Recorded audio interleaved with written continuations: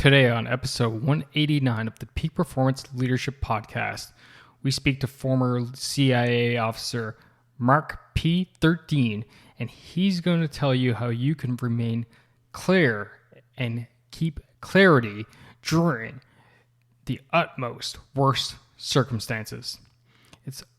We are talking with a spy today. Are you ready for this? All right, let's do it.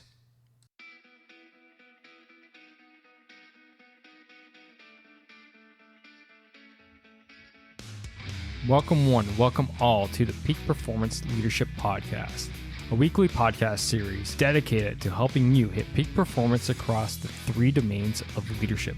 Those being leading yourself, leading your team, and leading your organization. This podcast couples my 20 years of military experience as a senior Canadian Army officer with world-class guests to bring you the most complete podcast of leadership going. And for more, feel free to check out our website at movingforwardleadership.com. And with that, let's get to the show.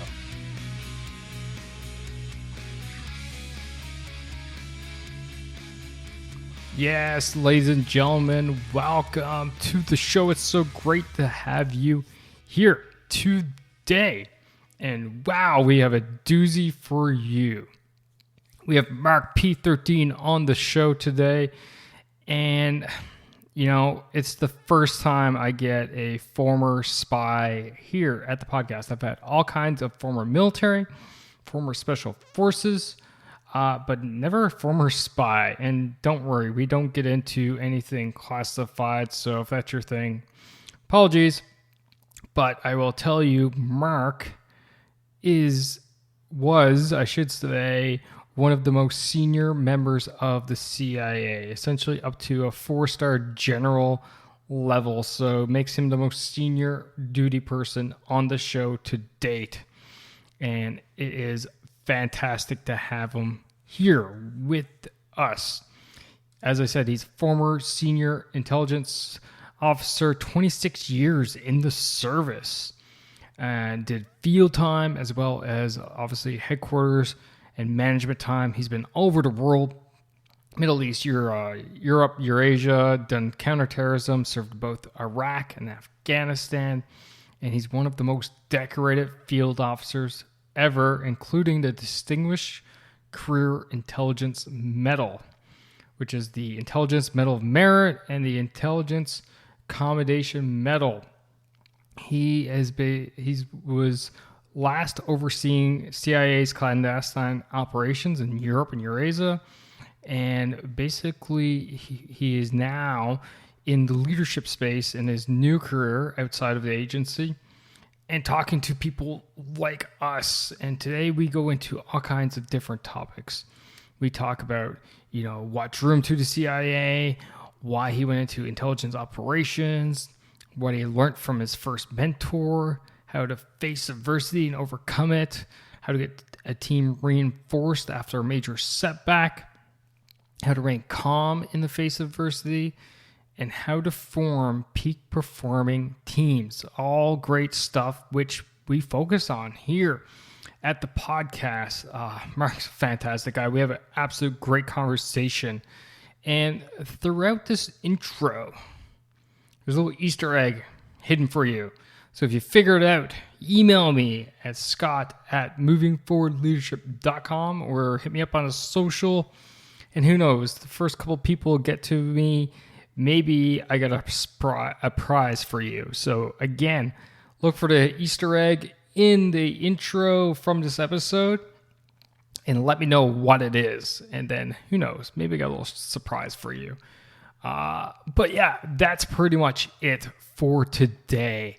So why don't you sit back, relax, and enjoy my conversation of how to lead with clarity like a CIA officer with Marc P13.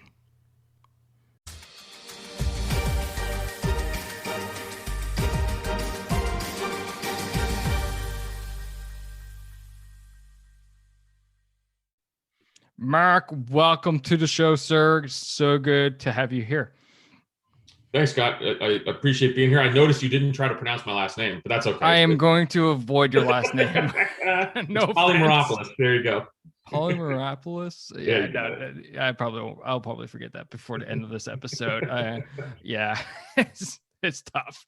We were actually just swapping war stories, and I was going through one of our basic level training courses with a guy, a buddy of mine, and his name was Mal Stravich. And I remember the first day of the course, the sergeant, the drill instructor walks up to him, looks at him, looks at his name tag, looks at him, looks at his name tag, goes, and he starts counting, goes 1, 2, 3, 10, 9, 11. You are now M12. And that was it. He's now known as M12. Like, I'm talking, this is almost 15 years ago now. And, I see M12. It's M12. It's not Nate. It's not Nate now Stravich. It's M12. Those nicknames stick for sure. Absolutely. So here we are. We're talking. And by the way, congratulations. I've had former Army on the show. I've had former SEALs on the show. I've had Canadian military on the show. I've had all kinds of different special forces and all this stuff. You, sir, are the first intelligence officer, not agent, officer to the show. So congratulations. Right. No, thanks. I appreciate being here. It's an honor. It's going to be a fun chat. And I'll just say, I've worked with, the Canadian government in various iterations, whether military or intelligence over the years. It's always been fantastic relationship. Look, I grew up in New Jersey. I played ice hockey, so immediately we'd have a bond together. So here we go. Perfect. So first question, like, why intelligence? Why CIA down that road for your career path? What was the big draw? Was it James Bond's movies or was it something else? Sure. No, look, I think everybody loves James Bond movies, but I talk about this in the book a lot on how kind of my journey, how I got there. But I think, I was born in Greece. My dad was Greek. My mom was American, but that meant every summer we went back to Greece. So my dad was a university professor. So it means we had 2 or 3 months in Greece. So, it was either in the Greek islands or traveling around. So I got kind of this worldly view. I always knew I wanted something more. I loved growing up in New Jersey, but there was more out there. But two things really kind of set the tone for me. One is I read this book by James Michener called Caravans. And it's a book about a foreign service officer, American diplomat in the post-war period in Kabul, a time where Afghanistan was like a place for hippies. It wasn't what you think of it now, but it was a really romantic book about this exotic culture, and so I kind of fell in love with this idea of doing something overseas. Ironically, I remember I was with the Special Forces team in Helmand Province in March of 2002, talking to an Afghan tribal leader, and I thought back to the time when I was 10 or 11 years old and I read that book. Pretty wild. So anyways, that book was important. And ultimately it was just this idea of kind of something, wanting to do something more and special. And I went off to university. Look, I read James Bond books. I liked, I remember watching The Hunt for Red October. I thought that was pretty cool. And I was recruited by the CIA. I was at Cornell University, and it's scarily enough the only job I ever had in my life, which means the only thing I'm able to do now afterwards is write a book and talk about it, because the intelligence officer is the only thing I ever did. I feel you. I literally missed my high school graduation to sign up for the Army. There you go. And boom, a few weeks later, I was on a plane for Saint Jean, Quebec for basic level training and then military college. So literally 20 years now passed, it was 20 years to the day, a month ago. And still going. So, yep, I know what you're talking about. Sure. The only thing I've ever done is for real job wise, is be in the Army. That's but right. I like the, your draw, right? And it's very similar to me too. You want to do something more. And yeah. I kind of jokingly say, okay, back home, I'm from the East Coast of Canada, Newfoundland, and everyone does, one of 3 things when they graduate high school. Either go to Memorial University for a university degree, you go to the College of North Atlantic, you get a trades degree, or you just simply go away and work. And I was like, I don't want to do any of that. I want to be different. So I signed for the Royal Military College, one university in the country where everyone dresses exactly the same. And that was me being different.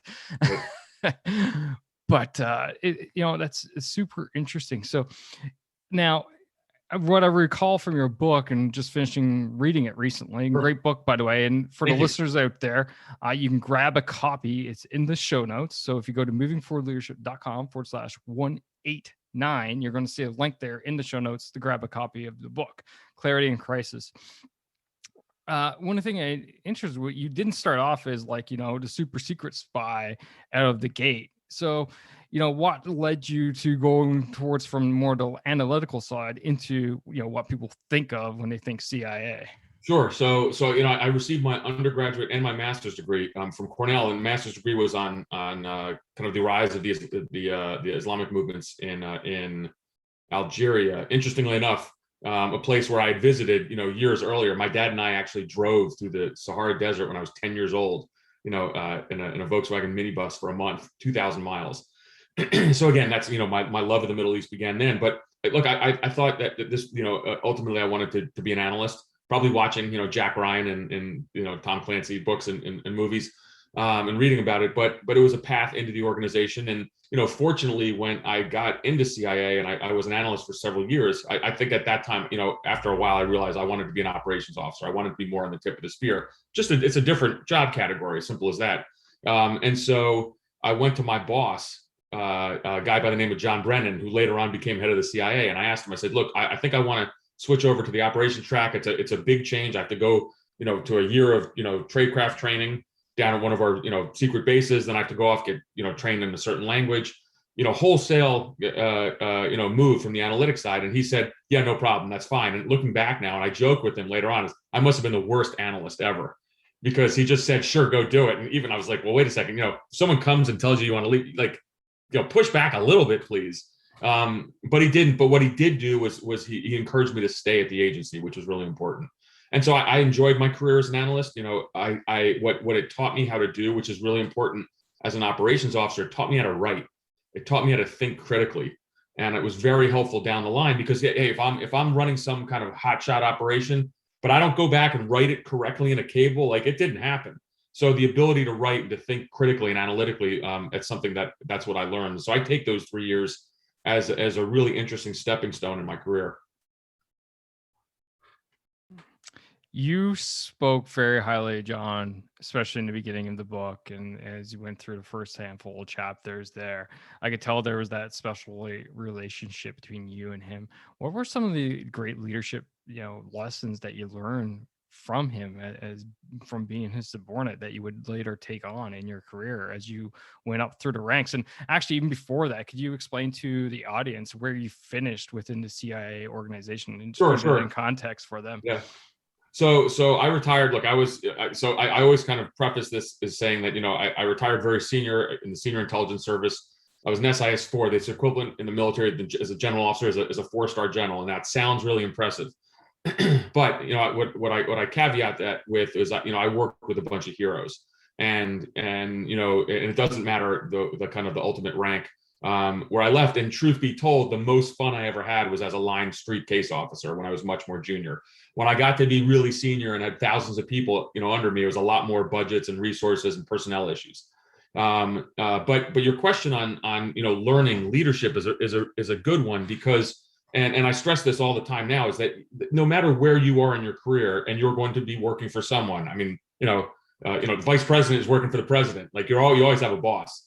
But there's always things to learn, and you learn on things what to do and what not to do. So what I always tried to do was I'd take things from certain leaders that I really liked, and then I'd look at them sometimes and say, I wouldn't do it that way, or maybe I'd say things in a little different fashion. But I go back, and there's one individual. He was the director of the CIA, was George Tenet. And I look back, and one of my leadership principles in the book I call family values, and I tell a story on George Tenet, and it's worth relaying to you today. And family values is just the simple idea is, when you build units, when you build your team, you have to embrace each other. There's got to be, you can even say, there's got to be a lot of love amongst one another. The camaraderie, building camaraderie, for me was really important.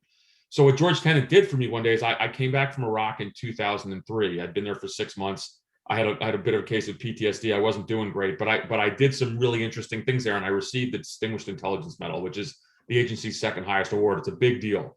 And there was a headquarters ceremony, and my father was coming to the award ceremony. Now, my dad is Greek. Greece and the CIA don't have a great relationship in the past. The CIA supported the Greek junta. The United States did in the mid-'70s. So a lot of Greeks have some bad feelings towards the agency. My dad was never thrilled with my career choice, but I told Tenet, who spoke Greek, I told him before the ceremony, would you mind talking to my dad? And he said, fine. This is the CIA director. It's a big deal. My dad comes, I see them talking for 15 minutes off in the corner in the side. And afterwards I come back, my dad has tears in his eyes. And I said, what did you talk about? He said, I'm not going to tell you. Because he still had that objection about me going to the CIA. When I saw Tenet, I said, what'd you say? I said, I just told him you were a hero, and that's it. And so as I step back, so George Tenet took 15 minutes of his time to do something that helped the relationship I had with my father, that not necessarily repaired, but helped of years of strain. And so that's a leadership lesson. George Tenet did not have to do that, but he cared enough to do that. And so I would always find little things along the way that I really liked about how leaders treated their subordinates, or even those their peers, or even those who they work for as well. But it's really important to kind of pick and choose the things you like, and then the things you don't. It's pretty obvious sometimes. No, I love that whole idea, because I'm very much similar. People ask you, okay, who is your mentor? I'm like, everyone. Right. Yeah. I picked bits and pieces from every single boss, every single supervisor I ever had, and their supervisors, the good, the bad, and the ugly. And I've been bringing that together, and I'm continuously learning. It's still today. I'm That's learning right. in my new roles, my current roles, and all this stuff. And I'll even go as far as say the tagline for this show, my ecosystem, is hashtag lead, don't boss. Why? Because we had an absolute disaster of a commanding officer one time that I was under that destroyed the unit. And why? Because that person was a boss, Right. pure boss, thought they knew everything, thought they had it all, blah, blah, blah. You want to see a unit morale go through the floor and then into the basement and through that down to the core of the earth. Yeah, this was us. Right. And it's like, why? Because she was a boss. She wasn't a leader. Yep. And then one of the great things, very similar, the story that you mentioned with your father and the director. I got this idea from actually a book I read by a former U.S. Navy captain, Michael Aberhoff. I can never pronounce his name neither, so don't feel bad. Anyway, the moral of the story was I actually was finishing out my command of a squadron of 200 military members, and I took time to write 6 letters to parents. Yep. Of our very junior members, and letting them know what a great job that their son and daughter was doing for me, for the unit, for the country, etc. And one of the members let me know that letter was framed and is in Amazing. their parents' Yep. living room. Right. And it's just a little thing you take, like, really, how long did it take me to write that letter? Each one 5 to 10 minutes, because I knew my people, I knew what I roughly wanted to say, wrote the letter, double checked it, Yep. printed it off, signed it by hand, Yep. put it in the envelope, and shipped it off. No, I love that story. It's easy to do. It didn't take you a long time for that gesture, and it can go so far and so long. And George, this is not a political statement one way or the other. George W. Bush, when he was president in the U.S., used to write just little like little sticky pads, little notes on sticky pads to people. And what a tremendous, and it took 15 seconds. Hey, you're doing a great job. Hey, thanks for this. Thanks for the background. Anything like that. Such a smart thing to do. But it would here, Scott, here's the amazing thing. So many people don't do that. And it right. just amazes me because if I can pass anything on to not future leaders, current leaders, is just take the time to reward your people. Just take the time to get to know them. I mean, it's such, and it goes back to that leadership principle I talked about in family values. Because when you have that magic of a small unit or even a bigger unit, it's incredible. And then, of course, as you said before, when you don't. No, awesome. So going forward, you switched from analyst to operations. And then obviously you started going up through, like you said, you finished off to equivalent of basically a 4-star general. So congratulations, highest ranked officer I've ever had on the show again. But so what was the draw for you to, not just stay at the tip of the spear, but climb, the so-called corporate ladder within the CIA to become more of a, influential leader, to get more of those responsibilities, to oversee people, to be, ultimately in charge of those budgets and personnel issues, but knowing that it was having effects to the people who are at the ground level? No, what a great question. This is awesome because of all the podcasts, all the media stuff I've done, no one's asked me this. And I love this question because I think there's a way to answer it that is really truthful in who I am. So as a case officer, an operations officer for the CIA, I'm overseas. spotting, assessing, developing, recruiting, handling agents. These are foreigners who've agreed to spy for the United States. Penetration of the, I don't know, Iranian nuclear program, the Russian presidential office, the Chinese military, anything, our adversaries.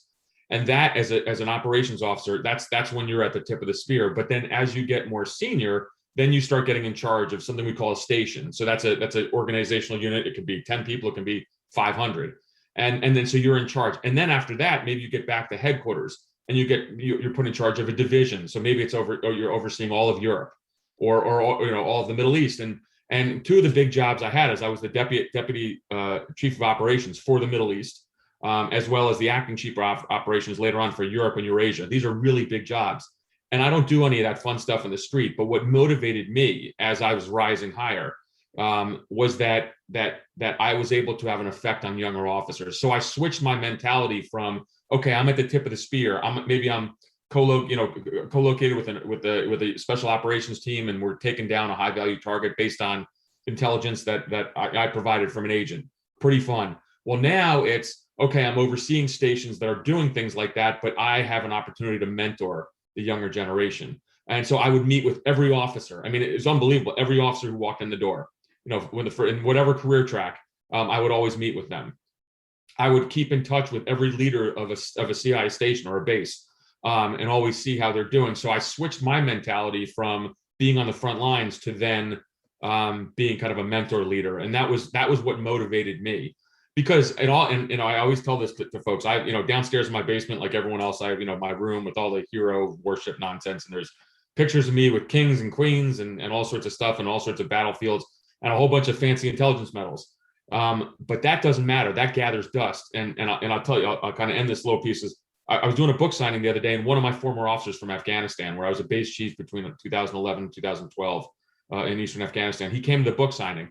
And he, as I signed the book, he said, "Mark, you're the greatest leader that I ever had." And I said, "That's a real honor." And he said, "No, I really learned from you." And he has gone on to be a station chief several times. And he said, "I put in practice a lot of the things that you taught me." And of course, I made the joke right after, and I said, "Well, I hope you didn't do some of the things that I messed up doing." But the point is, like, that made me feel so accomplished, more so than an intelligence medal, that I was able to mentor this individual. And so how will I be remembered? Not from those fancy medals, but from this officer who now is at the pinnacle of his career, but he remembers the things he learned from me. So that's what kind of got me jazzed up towards the end. And then sometimes you got to do budgets and personnel, and those are just giant headaches. But the mentorship piece is what was the big takeaway as I got more senior. Wow, love it. Actually reminded me of a story that you told in the book where you're actually getting ready to head out, and there was someone that was on an operation and they were parked out, and you're like, "What the heck is this car doing there?" Which is funny because me as a auto enthusiast, I'm very similar. I'm like, if I see a random car parked on the side of the street that normally is not here, I'm like, Oh, yeah. So I could see me doing that, but it turned out to be one of your former subordinates that, "Hey, I just want to say hi," and oh, by the way, I got to run. And Yep. I remember how much that touched you, but it's so true. Like, yes, literally the wall to the side here is my degrees, diplomas, my commissioning scroll, the hero wall, right? That I have my home office. None of that matters in comparison to the stories that are being told about me from my former people when they're around, drink or whatever, right? Or the lessons that we learn, or when I walk in and someone says, "Oh, you're McCarthy. Yep. I've heard about you." I'm like, "Oh God, this isn't good." Oh, that's right. But I loved how you framed the different, essentially taking care of your people. Yep. Literally at the ground level. And I often say my job as a leader is to enable you to do your job on my behalf. That's right. So, and that is very my style. It's very delegatory, like empowering people down to the lowest level to get after it, get the things done. Don't wait on me. I don't want to be that bottleneck, that choke point for things moving forward. So as you rose up through the CIA ranks, how would you describe your leadership style towards your subordinates? Oh, sure. Well, certainly. Well, first and foremost, it changed. And what I always, what I talk about in the book, and I certainly, when I do a lot of speaking engagements now, I tell people, first and foremost, I evolved. I was not a good leader when I first got a leadership opportunity. And that's something that I think is really important, because you always have to learn and grow. And the reason why I wrote this book is, by the end of my career, I really got it, but just at the end. And one of the things I realized was that I was really good at leadership in situations where there was, times of lack of situational awareness, ambiguity. I always used to say that, that my happy place was in the gray, was in the shadows, where other people wanted to flee. I was actually comfortable. So I started thinking why, and I really dissected it. So I came up with these 9 principles of leadership, all of which we're talking about now, but ultimately it was how to lead in really tough situations. And I think one of the key parts of that, and it'll go to the question just asked, was, you kind of learn and you evolve. And I did so with a feeling of a key principle was that I always espoused was humility, which was really important to me. And that you have to really, as you get more senior, as you evolve as a leader, your ego has to kind of go in the opposite direction for so many different reasons. I always just, as I thought about when I was a leader in a small unit, when I first started my career, it would be much more, what's the right word, militaristic. I would dictate a lot. When I became much more senior, more experienced, I started putting these principles into place that I talk about in the book. It was more of, okay, how are we going to get this done? I was much more inclusive. I was empathetic. I used something that I didn't do earlier in my career, active listening. I was able to listen to someone. I don't want to hear myself speak like I'm doing right now. And so you really evolve and you mature. And to me, it was a fascinating transition, because at the end of the day, again, it's not about you. You got to put your ego at the door. You have to practice a sense of humility, because it's the mission and your men and women are all that matter.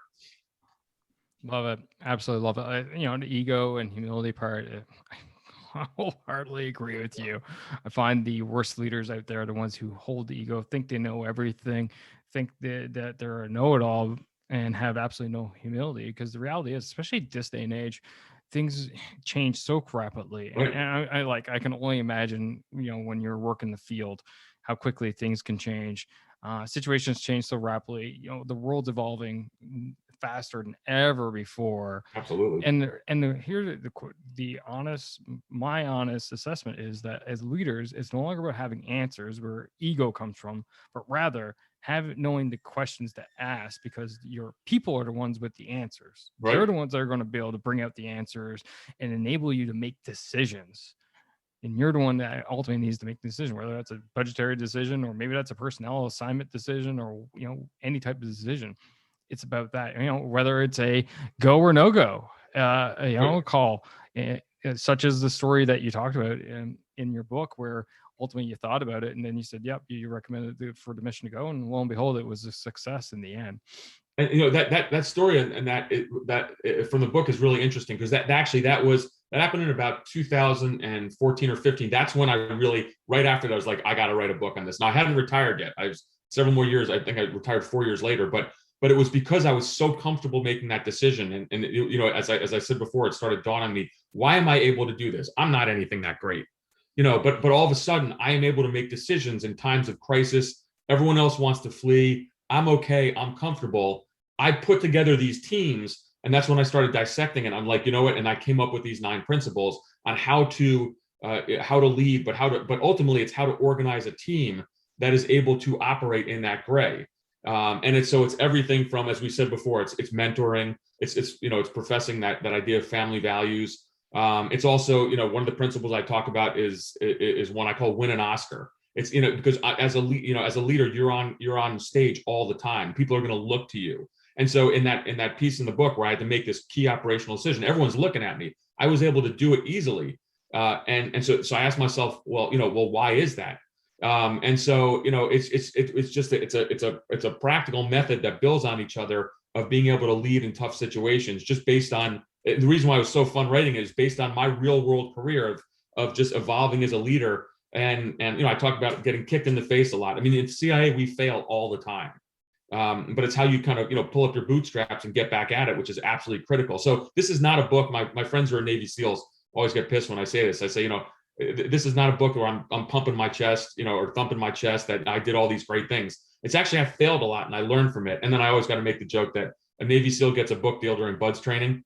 And so, that's I got to throw that in there because they get mad at me all the time. I'll never be invited on some podcast because of that. But No, it really was a fun, incredible kind of evolution to write this book because I wanted to just tell people about this leadership style and philosophy that really worked for me. And again, not taught, this book's not going to be taught at Harvard Business School, but I think, whether it's yourself or others who are listening, it's going to resonate because it's just real world. People are going to get it. No, I'm all about real world. Like all my experiences, all the stories I come from, it's from being a leader in the Canadian Army, a senior officer in the Canadian Army, and that's Yep. what I talk about.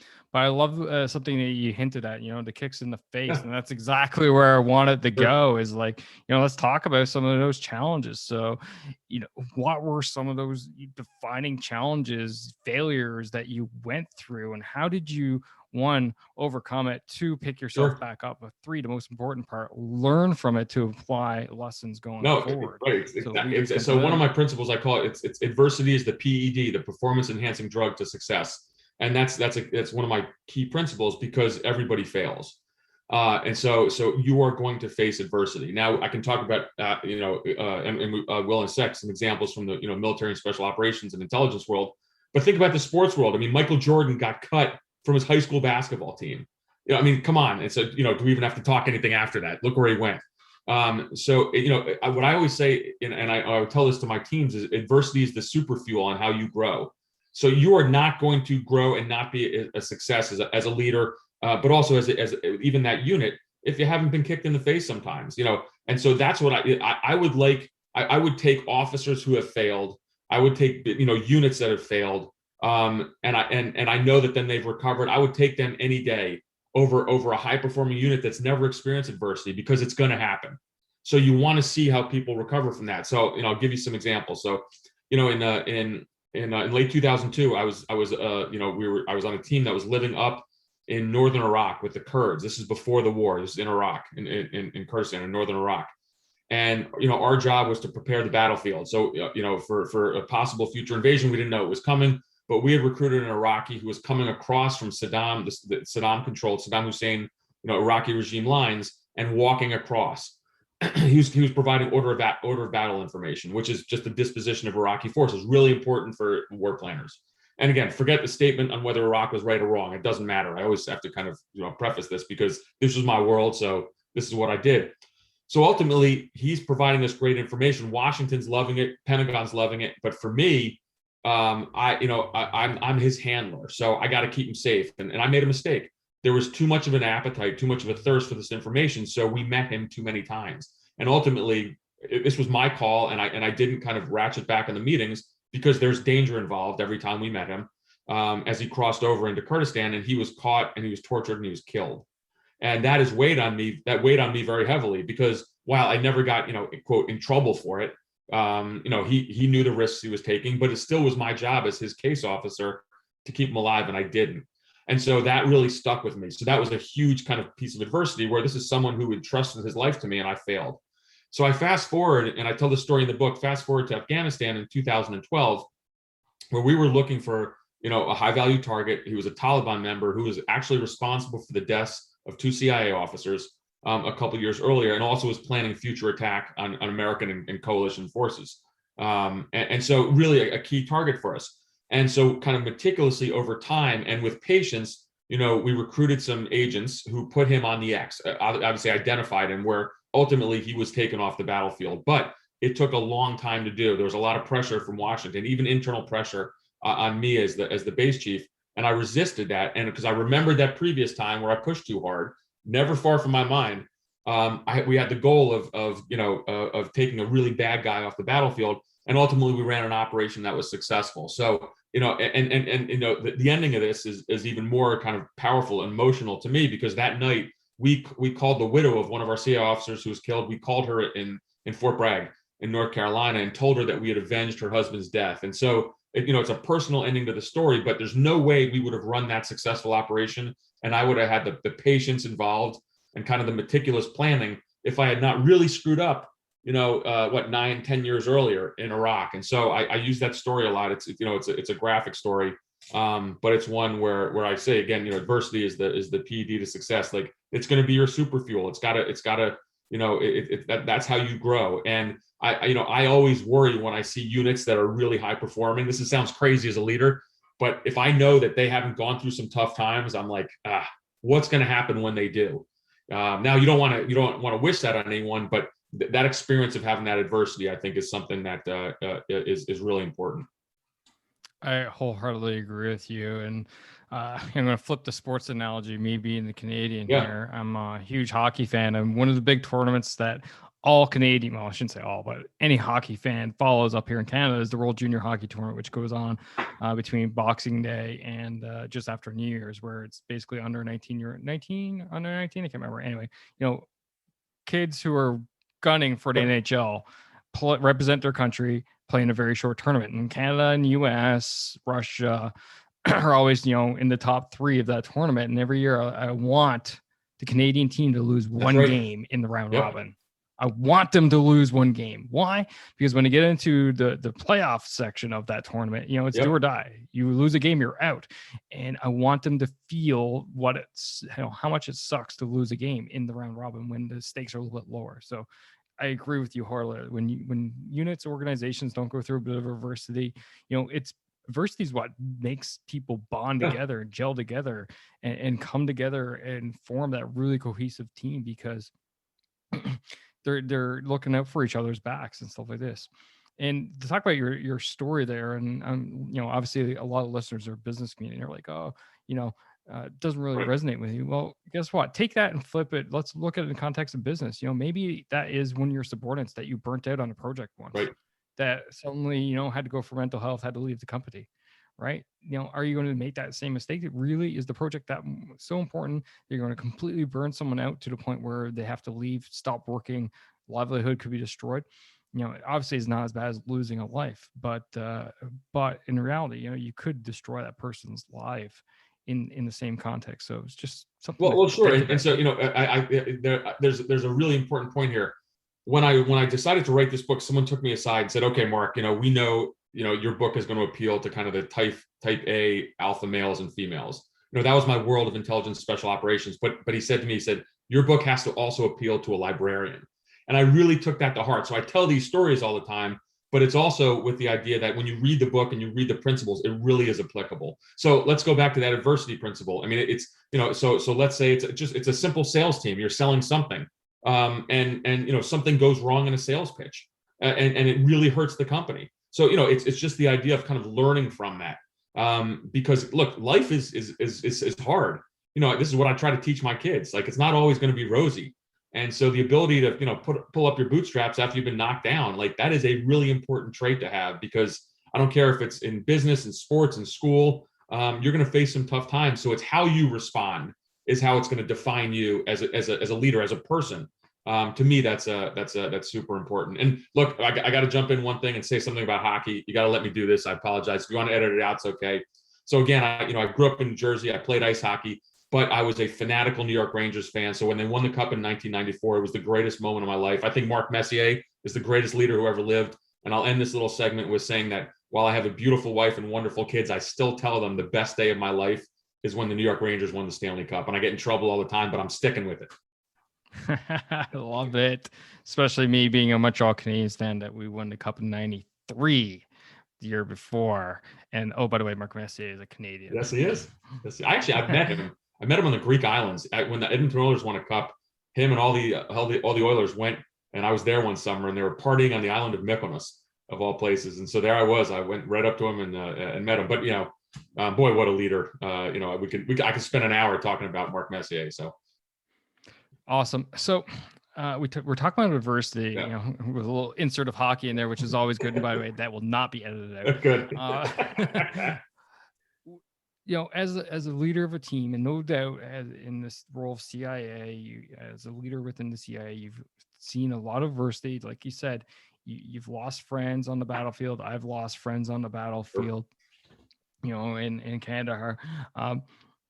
As a leader, when those times hit, what's some of the advice you have out there for the listener of how to get the team back together, mold it back together, refocus. Because when you get hit hard, everyone kind of deals with it in their own way, and focus gets lost. So how do you bring that back and get people back towards whatever the objective is that you're going after at that Absolutely. time? Well, what a great question. It's one of my leadership principles, and I might have mentioned it before, is win an Oscar. And that's the idea that as a leader, you're always on stage. It's really important. Now, it doesn't mean you can't show emotion, you can't show empathy, you can't show compassion, but just remember, you are always on stage. So I'll tell a story on this. And it was, well, a couple stories is, this was, we ran an operation once, which ended disastrously. One of my officers was killed. And I had to go in front of my work unit, a station, in front of several hundred people and tell them that their colleague had died. Now, I received this information over a secure phone, that an operation that we were watching over kind of ISR, over satellite, or I can't even talk about it, but it doesn't matter. We're watching it, and something went wrong, and so someone calls me and tells me what happened. There's a senior officer, and he says, "Mark," and this, I'll never forget this. He said, "You're going to have to go tell the station that your officer was killed." And this is a CI station. Everyone's super tight. I knew his family. He had a kid. This was awful. But he said to me, he goes, "Two things I'm going to tell you right now. Everyone's going to look at you, and how you pass this news forward and how you rally the team. It's going to define how everybody operates for days, weeks, if not months. Number one. And number two, this is not about you. Do not feel sorry for yourself. Do not feel responsible," because I did. I felt responsible that the operation went awry. I said, "Now's the time to lead." And so when I got up and I gave this speech in front of everybody, I really did try to rally the team together. It was really a fascinating time for me because I felt, terrible inside. Obviously, I was the leader of this work unit. I bore some responsibility for our officer's death, but everyone did look to me, and so I'll never forget that, because that is absolutely critical in how you how you move forward. And again, and the key part is just, again, it's removing ego. That's just is something that is absolutely of absolute paramount success. And to this day, I'll never forget that incident. There were times later in my career where there was other crises where people really looked at me. I was at a U.S. government facility that was attacked by Al Qaeda. Grenades and bullets are hitting us. My job is to kind of put everybody in body armor under the desk. We're breaking open the weapon safe. My heart rate went from 0 to 100. I was terrified. I admitted to everyone, I was scared to death. I thought we were going to die then. I got the weapon safe opened. We put everyone in kind of certain locations to protect the office. Fortunately, we had some U.S. Marines on hand who kind of thwarted the threat, killed the attackers. But afterwards, in an after action, people said to me, "Mark, you looked really calm," and I was shocked. I was terrified, but somehow that kind of kicked in. And so when I went and I wrote the book, I kind of talked about those principles of winning an Oscar, because it's, as a leader, you have that responsibility. Everybody is looking at you, and it's okay. It would have been okay if I said, "Hey, everyone," and I probably did. I don't remember. "Hey, I'm scared too, but we're going to get through this." You can say things like that, but if you panic, if you don't show that sense of calm, work units are going to fall apart. And so I really like that principle, and it really served me well. Yeah, no, that's awesome. Such a great story, and it kind of dovetails well into the question I had in my head, which you kind of answered. And I was going to ask how to remain calm during these crazy situations, right? Right. And you kind of answered it with win the Oscar, and that you got to be calm. You have to be the one calm, because I often talk about, as a leader, we need to be that calming force when things are crazy. I'll never forget this. So it was interesting because I was the deputy of this office, but my boss, him and so we were in the Middle East at a U.S. government facility. Earlier, we had been in Iraq together and had been under fire. And as this is happening, later on, and we're getting this is a U.S. government facility being attacked by Al Qaeda, things were not looking good. And I remember going to my boss, who still is a dear friend, and we just kind of smiled at each other and we're like, "This might not end well. What else are you going to do?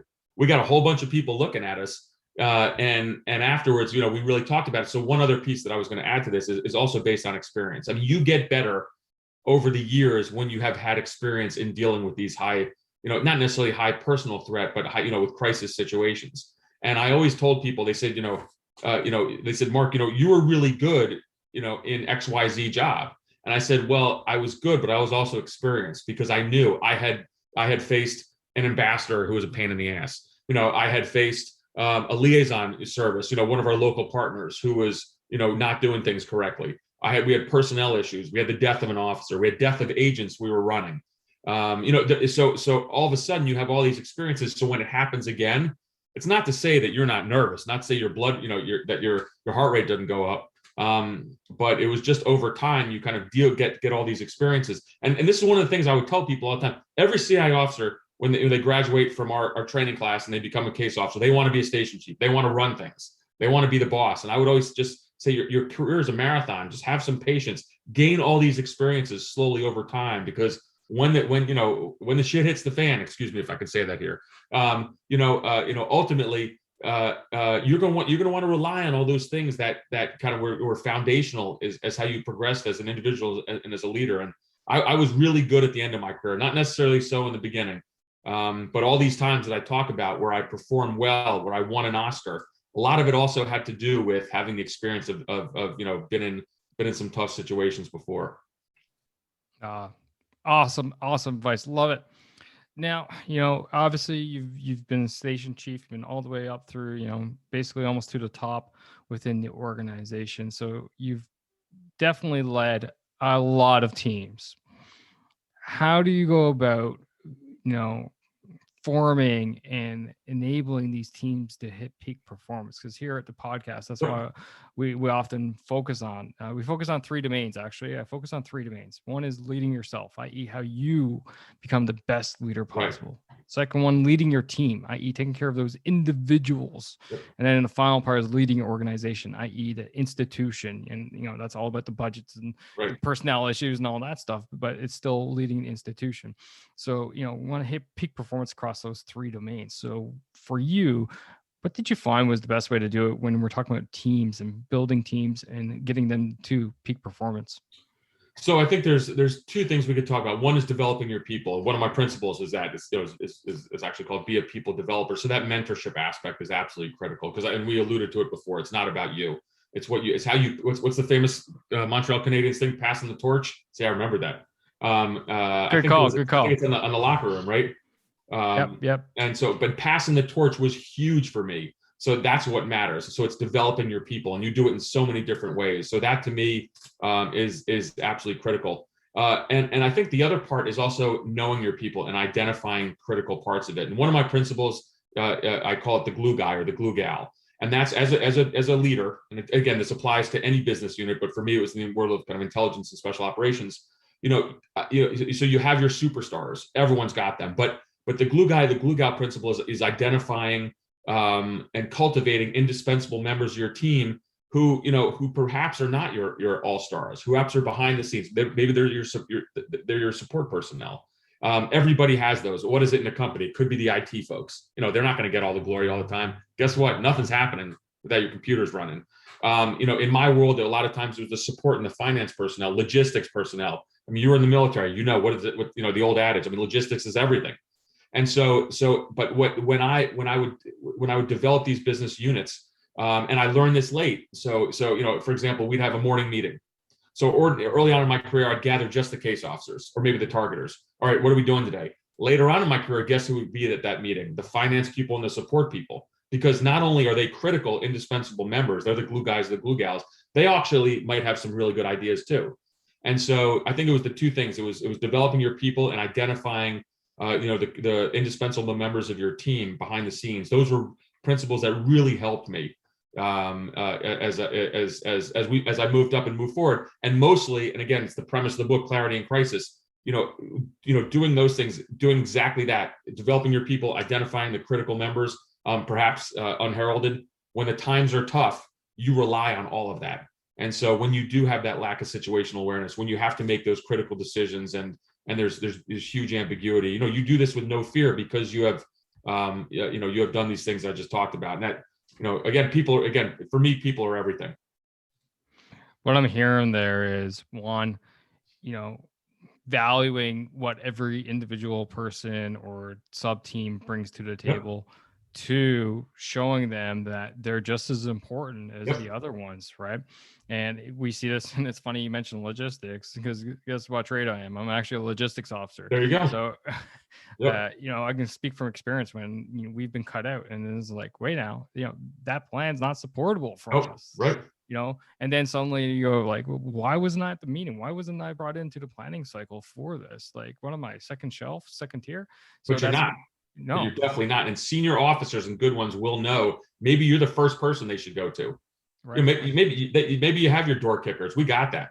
But the logistics and support people are going to make everything happen, and you celebrate them all the time. So let's say you do something and some big reward comes to your work unit, whatever profession you're in. You better celebrate everybody, not just that person who made the sale, who brought in $2 million worth of business. You better spread that love amongst everyone, amongst the whole company, the whole business unit. And that's what good leaders do. And again, what is it? So the other part of this, I go back to humility and ego. Like that's, and you understand that. Even if you grew up in the world where you were a door kicker, you were that fighter pilot, doesn't matter. You better celebrate everyone. And when you embrace that, a whole world opens to you. Let me throw in one quick story here. And it was something that I did, and that this is applicable to anybody. At the end of my career, even when I had big work units, maybe I would take senior managers and we get around a room and I would say the following. I'd say, all right, this, and they're like, oh God, here goes Mark. He's now doing his Generation X or millennial or whatever it is thing, because I really evolved as a leader over time. But I would say, let's sit around and I want everyone to tell me something about them. Nothing to do with work. What do you do in your free time? What do you do that's interesting? So then they would. So, hey, this one person, maybe plays hockey on the side. This other person is, a concert pianist. This other person has this, is an artist. So a couple of things. One, it's interesting. It builds this sense of camaraderie. It builds a sense that you care. But what does it also do down the line? Let's say in my world, I knew that I had this skill set of people, and this will go for if you're doing sales as well. Okay, we have a target. Maybe we want to recruit a Russian political officer. And in our targeting study, we learned the Russian political officer loves art or he plays hockey. Well, guess what? And I now have an officer who I can put on this with this commonality. So maybe I wouldn't have known that if I didn't sit around with my team beforehand and have these conversations about them and their lives.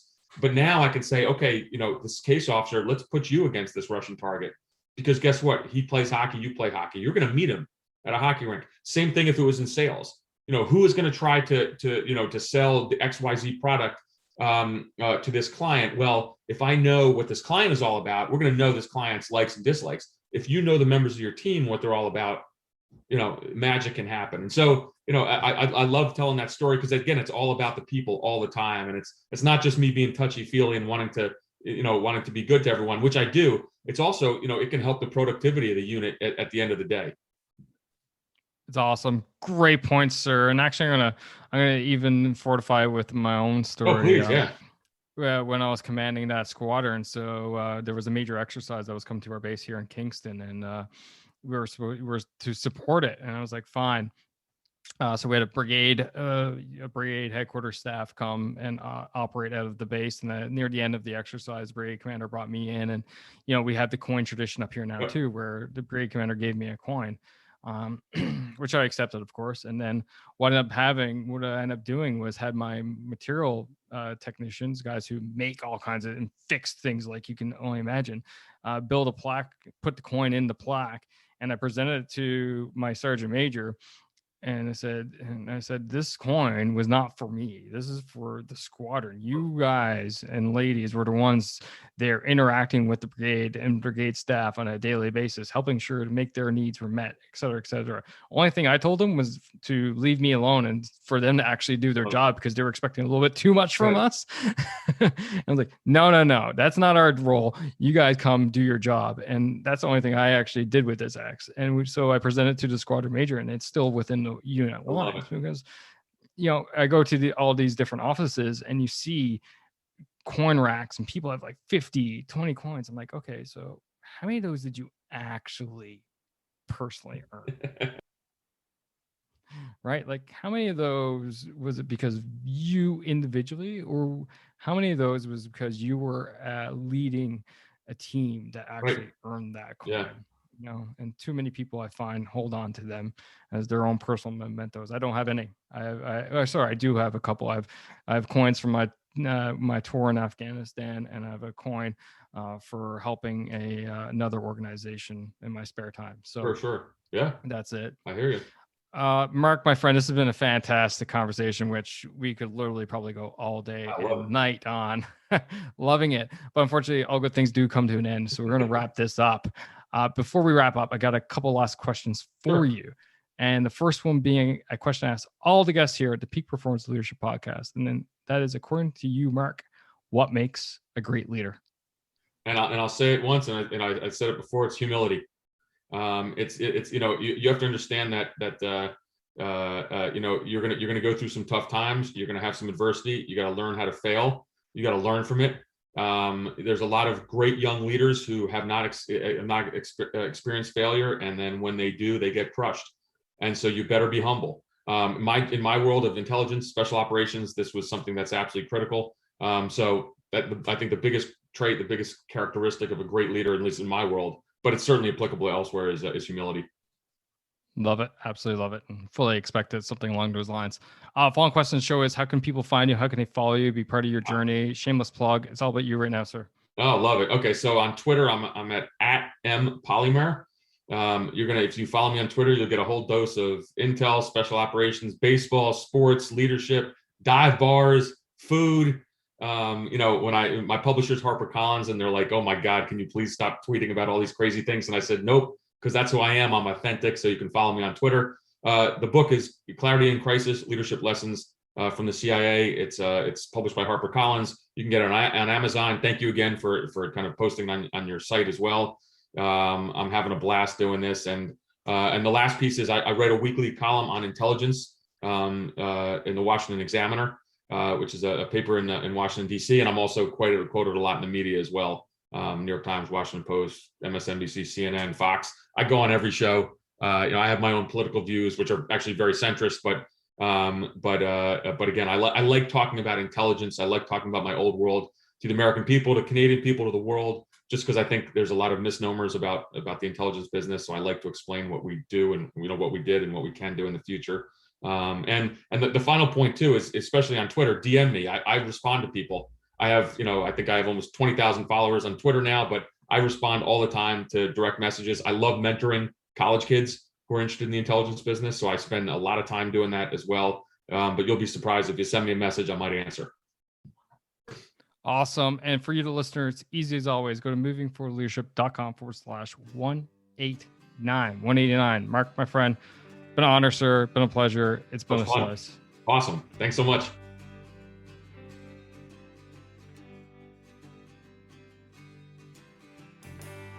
And that's a wrap for this episode, ladies and gentlemen. Thank you for listening. Thank you for supporting the Peak Performance Leadership Podcast. But you know what you could do to truly support the podcast? And no, that's not leaving a rating and review. It's simply helping a friend.